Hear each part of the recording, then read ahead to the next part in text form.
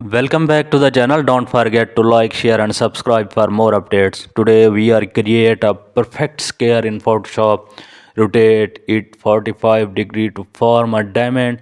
Duplicate the diamonds multiple times. Scale each duplicate differently to build a concentric formation. Reduce opacity as shapes expand outward.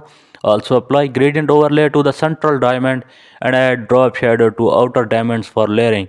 Group all shapes and convert to a small object. Apply motion blur to create expanding energy. Lower blur intensity for clarity. Add a glowing circles behind the center diamond. Adjust saturation for visual balance.